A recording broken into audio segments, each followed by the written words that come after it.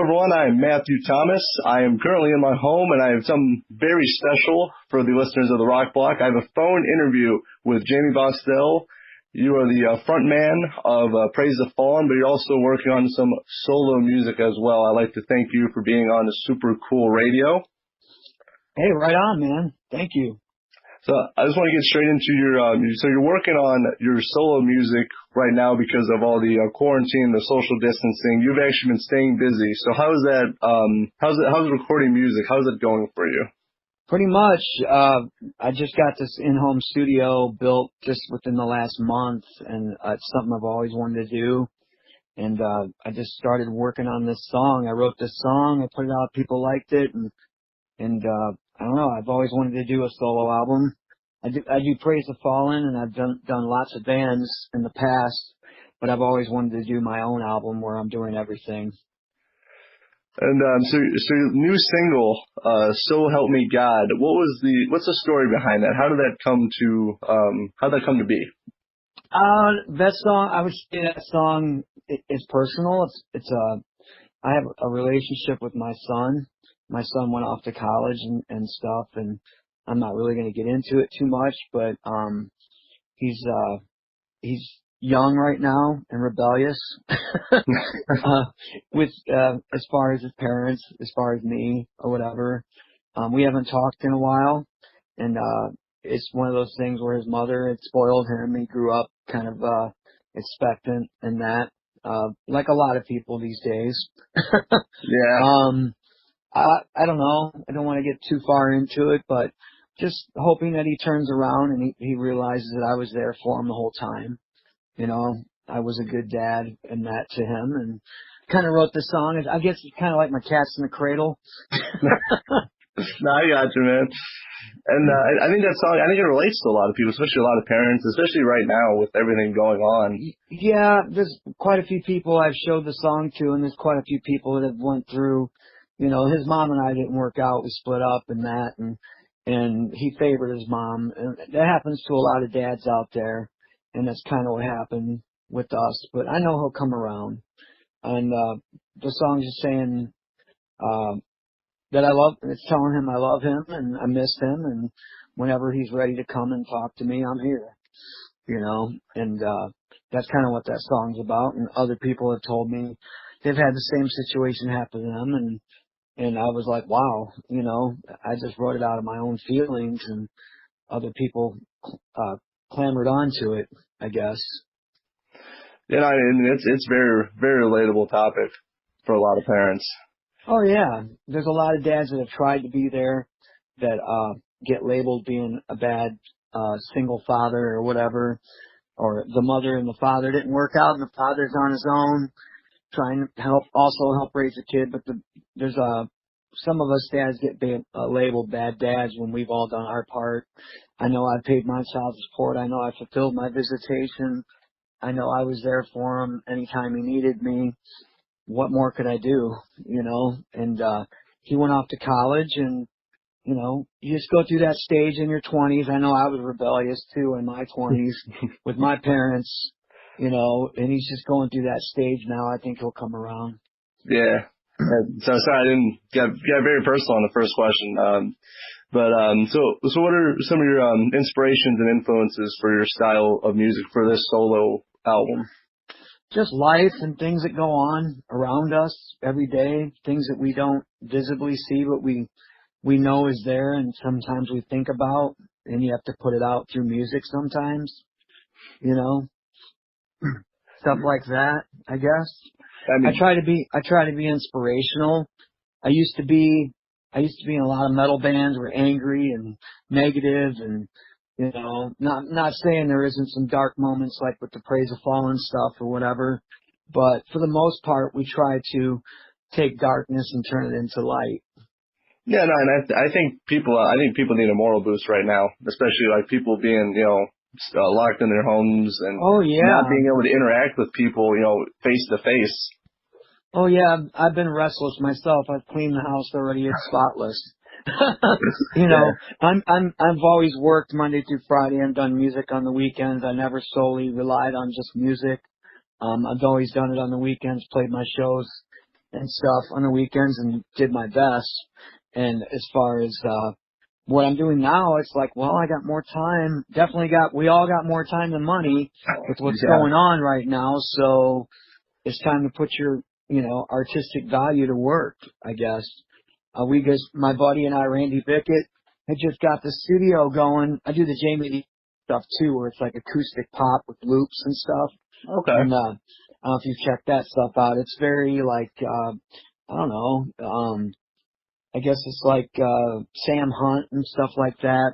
If you listen to stuff like that, I can't think of who does that stuff off the top of my head. It's like David Gray, pop acoustic with loops and stuff. It's pretty cool. I started doing that, and one day I just sat down. Actually, it was a couple days ago. I'm actually in the middle of mixing this song, mastering. So help me God right now. I wasn't satisfied with the mix. I want to do it better. Okay. But I just sat down with my guitar and came up with the clean part for the verses on So Help Me God, and then I don't know, went noodle, man. And started recording it. I myself have been very, very intimidated throughout the years by technology. I've always tried the easiest way. I had a Boss Mini studio I did for a long time, just doing demos with straight beats. I never wanted to program drums. I always thought it was going to be real technical. But I've grabbed onto it pretty quick, and technology has made it a lot easier. And there's tutorials and friends help me out and stuff like that. And I think I'm doing all right, man. This is only my second rock song that I've recorded on my own by myself.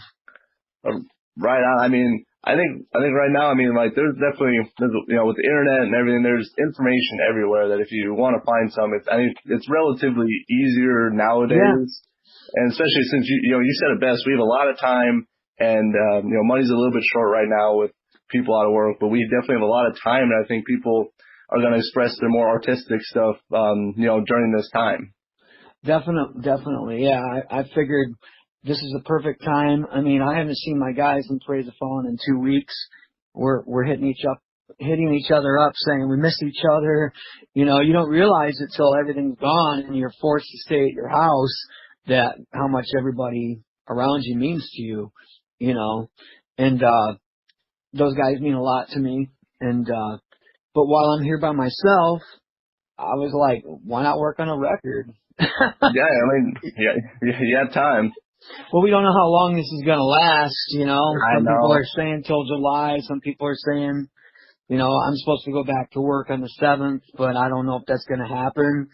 So I've got a lot of time. My wife is in medical, and she's working, and I'm home all day during the day, and I'm like already, like I said, the house is clean. That part of my life is complete and pretty much done. I'm not really into sitting around watching TV. So I was like, why not, like I said, why not work on a record? You know? I've written a lot of songs throughout the years, and I've got a lot of songs that were roughly recorded in other studios that were rough and never got finished, and I was like, I've got the software here, why not just redo some of that stuff and put it out, I really get attached to my songs personally, and I care about the quality that gets put into them and how good they sound when the whole worldwide internet hears them, for sure. Oh yeah, especially you can reach anyone in the world right now with the internet. So you got to make sure you put out a product that you're satisfied with. You're like, yeah, that is my solo album for sure. Right. Well, like I said, I put out this song honestly it happened by accident. I just put it out. I recorded it. And then I put it out and I sent it to friends through Messenger. Say, hey, what do you think of this? And people are like, dude, this is awesome. You should do a record. I was like, okay, well, I guess I'll do a record. But then I've listened to it I listened to the Bluetooth speaker. I listened to the car. It was real trebly. It needed more bass. So I was like, all right, I'm going to mix this better. I can do it better. I'm never satisfied. I always want better, Yeah, no, for So, sure. I mean, you sent it to me, and I really digged it. I thought it was, the lyrics were strong, and the music, the music lyric, they reflected the lyrics. Just both were very strong. right. Well, thank you. Yeah, it didn't take me long to write it. I wrote it in a couple days. I wrote the music. I started the music on one day, and then I started recording it the next day, and then I came up with the lyrics right there on the spot when I had the music done. So I already had the chorus written. I knew what I was going to sing that, and that's kind of how I write my songs. I always usually come up with the chorus first, the punch, and then I make the verse work around the chorus to where it makes sense. If Yeah. that makes sense. No, I got you, man. I mean, and everyone writes differently too. Yeah, sometimes I write that way. Sometimes the verse will come first. Most of the time I'll sit down with the acoustic and come up with the music first and just kind of feel it. I'll close my eyes and sometimes I'll picture somebody else singing it. What would they say here? What would they do here vocally? And then I put my voice in the place of that person. I thought this song kind of had a Seether vibe to it. And other people were like, no, it sounds like you. I was like, all right, well, when I wrote it, I kind of pictured the dude from Seether singing it. No, that's a really cool take on your writing style, picturing someone else singing your stuff. Yeah. I mean, what would yeah, I kind of picture a big artist. What would they do? Not trying to copy them or emulate them at all. I come up with something and I don't know, I hear this, like the sound in the music, like with all the spacey stuff I did in there and the clean and how it got gritty. And I was like, I picture Seether doing something like this, It just kind of came out that way. Who knows what the next song will sound like. Wow. Like Praise the Fallen stuff's all over the place. We got stuff that sounds like Foo Fighters. We got stuff that sounds like 3 Days Grace. We got, but we're not trying to be them. You know what I mean? Yeah, you got to be yourself. Right. And so you mentioned Praise the Fallen. So what's the plans for them? I know this year's kind of been crazy and all over the place. Do you have any plans or hopes for 2020 for Praise the Fallen? Well, this spring, in May, actually May 15th, we're supposed to do our first headlining show at the Hobart Art Theater in Hobart, Indiana. Oh, really? And we were playing with Seldom Told and Sin MG from Chicago. But if this situation prolongs, probably not going to happen. And we were going to release our 5-song EP that has Perfect, Hollywood, it's called Emotions in Gears on there, and Carpe Diem, those songs that we recorded. I think I sent you Hollywood. Yeah, I was actually going to talk to you about Hollywood because I really dig it, and I was kind of wondering what was the inspiration behind that song. Just nostalgia, I guess. The way music's changed and the way MTV isn't around anymore, and you really don't hear. I don't know. Like I was thinking, you go on YouTube and you find a lot of rock videos and stuff, and not nowadays. It just seemed like back in the day that rock music was more commercial than it is now. It's a lot of it's hip hop and stuff is more commercial and pop. In the 90s, you'd hear Nirvana on a pop radio station. You know what I mean? And stuff like that. And even go back to the 80s, Rat and Poison and Motley Crue. Yeah, those bands were all pop. Those bands were pop rock bands. We called them heavy metal back then, but if you really listen to it, it's rock and it's pop. It was pop. It was popular music. That's why they call it pop. For sure. Whereas now it's hip hop and Katy Perry and Bruno Mars and that stuff. It's like that stuff's cool and all. Don't get me wrong, But for me, I like rock and I liked Headbangers Ball and I liked It just seemed like throughout all that, and for me, I went through all of it. I went through the 80s. I went through the 90s. The 2000s new metal phase, all that, and here we are now.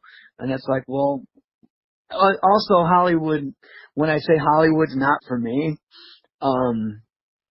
all these years, even though I worked during the week and played shows on the weekends, I was trying for a long time to get signed and get out there and be a national artist. Not saying that we're not still, but I don't know, just, throughout the years and being in the music industry and meeting certain people, and I won't say any names, but, the industry can be nasty. It can be dirty, and, and a lot of it, I thought I wanted to be in Hollywood, basically, is what I'm saying. I thought I wanted to be an LA rock star, and it's like, well, maybe Hollywood's not for me. Maybe it's all right to be here in Indiana. There's a lot of great bands around here. There's a lot of great talent around here, right in the Midwest. LA's kind of died off, and a lot of those bands, they come up here to the Midwest, and that's kind of what I was saying in that song. Is like, well, I guess Hollywood's not for me. Kind of a tongue-in-cheek thing, Yeah, I gotcha. And I mean, and especially nowadays, LA used to be like the place to be, but nowadays, Yeah. there's so many avenues that you can be almost anywhere and Right. still make it. Right, exactly. That's what I was saying. All those years I was focused on, man, I want to be in Hollywood. I want to be a rock star, and MTV and Hollywood, and because that's what we were told. That's the land of success, But now success can be anywhere. Exactly. Yeah. And so I've been seeing on your Facebook Live and Praise the Fallen and Music Cares, you've been doing digital live streaming digital concerts and to help raise money for serving staff who are currently not working. How do you prepare for a digital concert like that? How do I prepare for it? Yeah. I don't know. I sat down. A lot of my songs I already know because I play them in Praise the Fallen, and then I got a lot of material. I've written a lot of songs throughout the years, and they're still with me. And as far as like learning the covers, I just sit down and listen to YouTube and sit with my acoustic, and I do the best I can at playing guitar and learn what I can and print out the lyrics. And I sat there at the music stand with the lyrics in front of me. I wouldn't normally do that, but sitting down acoustic, it's okay, Is it kind of different with just, it was just you and acoustic guitar? No, I've done that for years. I was doing that. Oh, like I didn't always play guitar. I always, I played guitar. I would play the guitar in the living room on the couch writing songs. And when I was in a band, I would bring a song to the band and have the guitar player play it, and I would just sing, So I've always played, the best I could and as simple as I could because I never really focused on being a guitar player. Kind of just happened by accident. I became a guitar player and singer for Praise the Fallen because I've worked with people throughout the years and I've just got a lot of drive, and some people can't keep up with that drive or they don't want to rehearse, or they don't want to travel or whatever. That's their choice or whatever. I'm very adamant about rehearsal, and we practice like Praise the Fallen rehearses every week, twice a week. Okay. And we practice 2 hours on Tuesdays and 2 hours on Thursdays. And sometimes if we have a big show, we'll practice 3 days a week. So I'm very adamant about rehearsal, and I think that came from me in high school. My parents put it in me when I was in band. I was learning how to play trumpet, and I practiced when I got home from school, and then I had to practice again before dinner. So it was just embedded in me. And then marching band, I was in marching band, and that, we rehearsed, marching band traveled. It just got embedded in me where I got used to that. And it's easy for me, and for some people that are content with just playing in town, don't want to travel, all I can say is don't join my band. Because we're going to work, and we're going to travel, and we're going to do things, If you want the rewards, you have to put the work in. For sure. And so if people are interested in donating to the help with the serving staff out of work right now, what's like the best way to do that? I guess just get a hold of Holland Larry on Facebook. Music for a Cause. Michiana Bar Aid. There's also the Fort Wayne Bar Aid. I also did that too. I'm helping people. I got friends myself, that were working in the bars. They got hit first before everybody else losing their job. I got laid off Tuesday, but people got laid off, a week before that. Yeah, a couple weeks before that, they got hit first. So they've already been longer without money than I have. You know what I mean? Yeah, and these venues and these restaurants, I mean, they're all independent. Some of these are independent owned, and they need the money. They need the venues need the money and the support. Right.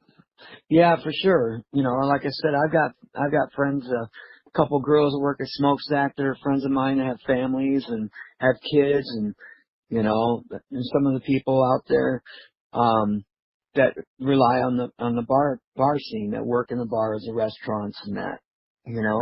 Yeah, for sure. So yeah, it's affecting everyone. It's affecting some people more than others, for sure. Oh yeah, definitely. All right, so I got one final question before we go. So you're hard at work with your solo music right now. You got Praise the Fallen as well. What can people expect from you in Praise the Fallen in 2020? Oh wow. Well, like I said, our EP, a lot of those songs are out right now. We're hoping, we're supposed to be playing a lot of festivals this summer. Hopefully this clears up and we can still do that. Our numbers are growing. We're just going to keep doing what we're doing. We write songs, we play shows. As far as what they can expect from us, we're going to be putting out a music video for Hollywood. Sweet. I know that. And we're probably going to be working with Nick Bliss on that. We're probably going to get we're talking about getting, once this plague is over with, we're talking about getting a bunch of people at a party and kind of having, we thought about having all the bands from the scene in the video as far as, like in the crowd and that. We thought that'd be cool. We know a lot of the bands in the scene here, like Fifth and Sick and Second Season and, Callous and all these bands. We thought it'd be cool because we all have had that dream to make it. Our goal was Hollywood. Our goal was that. And, it's like, all right, man, let's all pull together here, have a party and show people, hey man, I guess Hollywood's not for us, but we're all right because we got our own scene. Yeah. You know what I mean? So I thought that might be a cool idea to have all the bands involved and a bunch of people and have a kegger and, big party and make the music video at the party. I like that idea, man. I like it. But of course we have to wait till the plague is over with. Yeah. Social distance or whatever. Yeah, gotta stay 6 feet away. Yeah, that won't look very well in a video if everyone's hey, stay away from me. It's kind of awkward. Right. When do you like tape measures and stuff? We're working on some new material. We're going to be, like we just wrote a new, I brought an old song that I was in a band, Rain Will Fall, in 1993. And, we had a really popular song called Hollow Man. I was younger then and I actually sing better now. I've always liked the song. I was always attached to it. I wrote it about my father. And, I was like, man, I've always loved that song. I've ran into the guys from Rain Will Fall. They're still my friends. And I've always, throughout the years, been, hey man, we should record that song. We should record that song. They're like, yeah. And it just never happened, or whatever. Yeah. Life happens. So I was like, I can do it. I'll just bring it back in my band now. Cause I've always liked it. And, I told them and I asked them if it'd be all right and they were cool with it. And, so we revamped that song. I feel we made it better. That'll probably be the next one we record. The band is growing as far as Praise the Fallen. And what I mean by that is, throughout the years, I've had people come and go. Guitar players come and go. Yeah. And I've held up on the writing. I've held the writing together. I wrote the song. Just like I'm writing my solo record. I write the songs for the band, bring it to the band, and I got used to that for a long time. But now I finally have two guys that want to be a part of the writing. You know, I mean, I'm not saying the past guys weren't a part of the writing, but how to explain this? I had to, after guitar players, you know, come in, would write with me, and then would leave, I couldn't play their parts. So for a while, the band stayed as a three-piece until we found the right guy. It's like, and then it was one of those things for me, personally, I was like, well, the next guy that comes in this band, this guitar player, is gonna have to earn the writing spot, if you know what I mean. Yeah, it And makes sense. what I mean by that is like, I have to trust that you're gonna stay. You Yeah. can't come in, write a bunch of guitar parts, us record it, put it out there, and then quit, and then I'm stuck. Well, I can't play those parts. I can only play my parts. And then people are like, well, where's those parts that were written? It's like, so rather than going through that, like I said, we were a three-piece for a while. We went Nirvana style. In 2016, I had a drummer and a guitar player. We recorded an album. Right after that, they quit. Geez, It hurt. Broke my heart. for sure. I almost retired. I was like, Whoa. you know? Yeah, I was like sick of it. And then, then I had another two guys come along, and, one guy I still talk to is great. One of the other guys, though, he wasn't showing up rehearsal, wasn't taking shows seriously. You know, he would show up, and I had to constantly remind him how to play his guitar parts. I was like that, but that's all right. You know, some people don't want to work as hard, you know, and I'm not dissing anybody or anything. It's like I said, it's hard to keep up with me. I'm a worker. I like to work on this stuff, and I like to make it perfect, as perfect as we can. But like I said, guitar players come and going, drummers come and going. You know, finally, I decided to have auditions and treat this band like a national band. I think the mistake that a lot of bands do around here is they'll just bring people in and go, all right, we got a band. And then 6 months later, it's not working out, you know, and you don't know why. And I decided to interview people, ask people, do you want to travel? Do you want to contribute to the band fund? Do you want to rehearse twice a week? This is serious. Do you want to do this? I didn't do that before.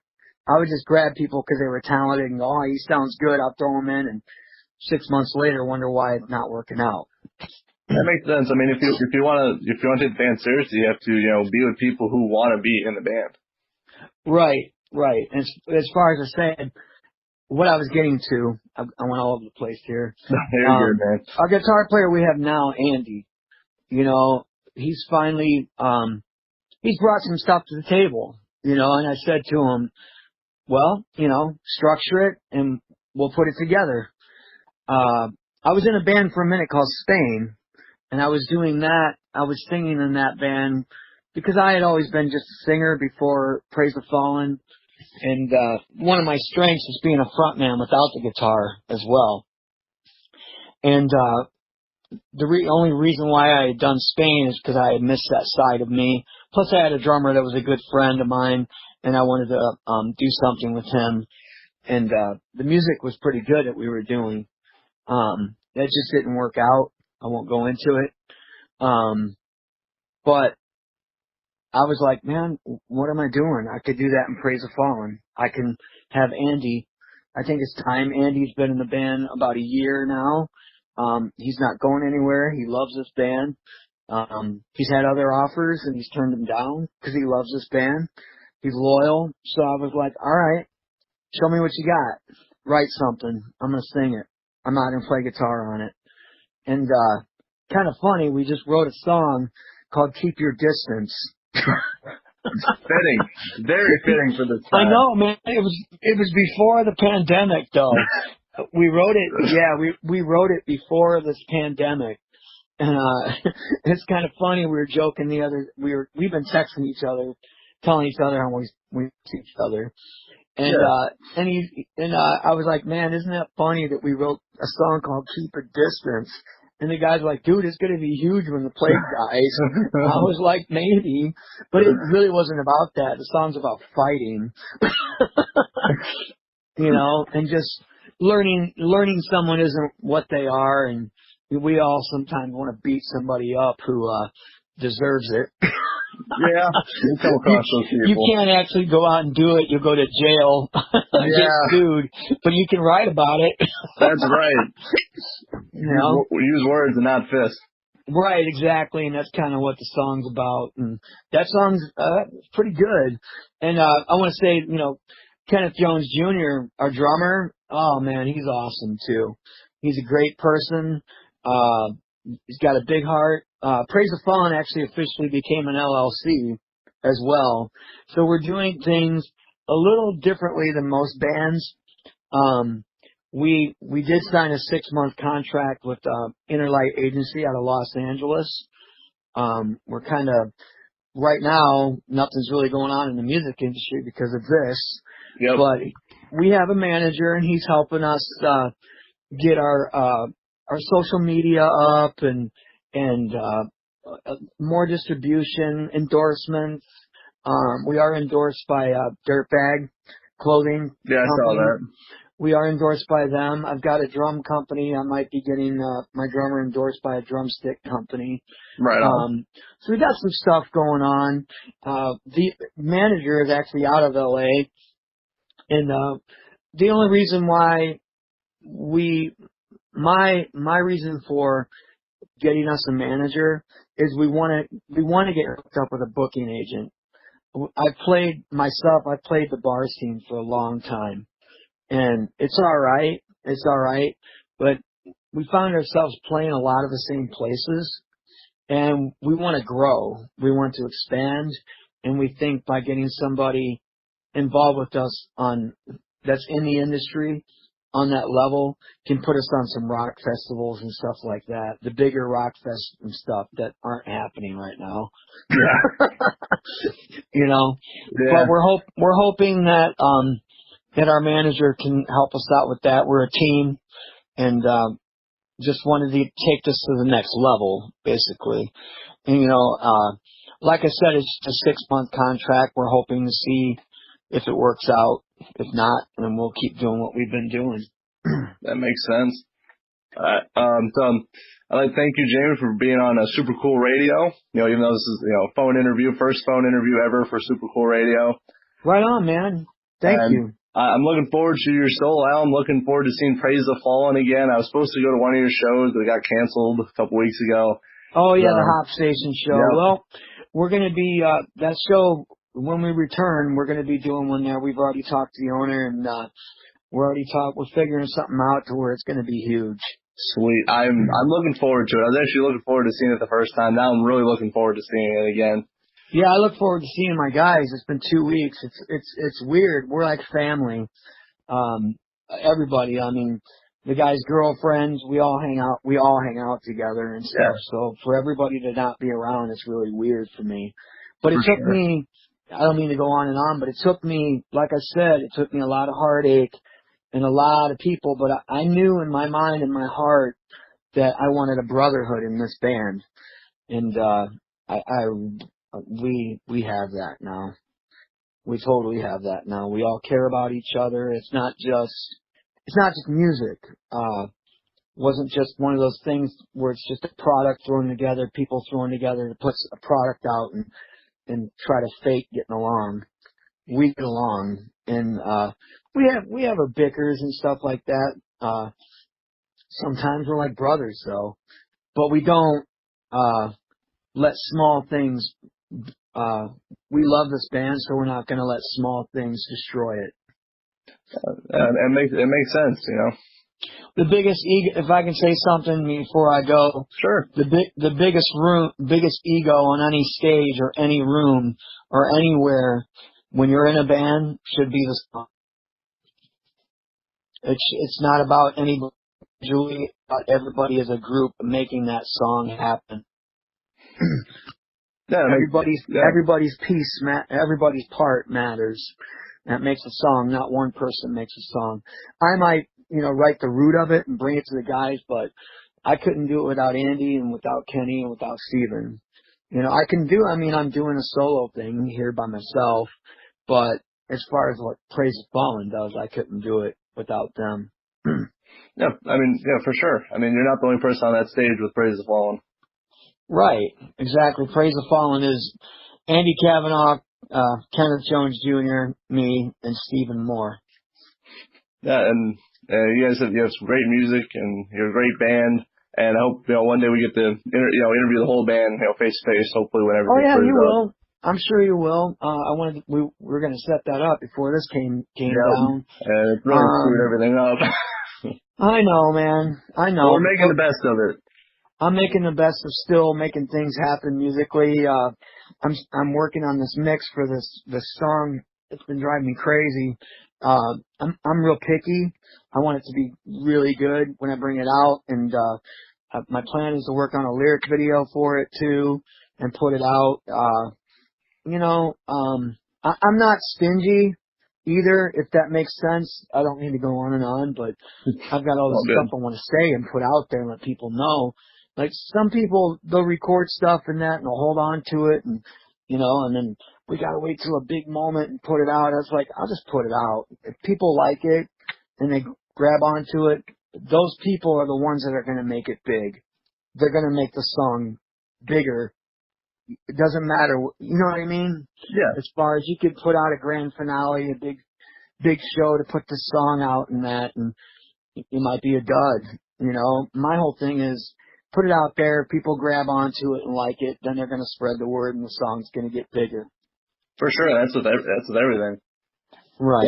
So Jammie, I'd like to thank you for being on Super Cool Radio. And make sure you got your solo work out right now. You got Praise the Fallen out right now. So everyone, please check out Praise the Fallen and Jammie Bosstel as well. And I'd like to thank you for being on the Super Cool Radio. Yeah, you can check our albums out on we're on Spotify and all that, all the streaming. Praise the Fallen, and then I've got my Jammie the Artist stuff. It's spelled Jme. The Artist. That stuff's on. There's 2 songs on Spotify and stuff like that. I'm working on that stuff slowly too. Right on. So I'm looking forward to it. And again, thank you for being on a Super Cool Radio. All right, man. Thank you very much.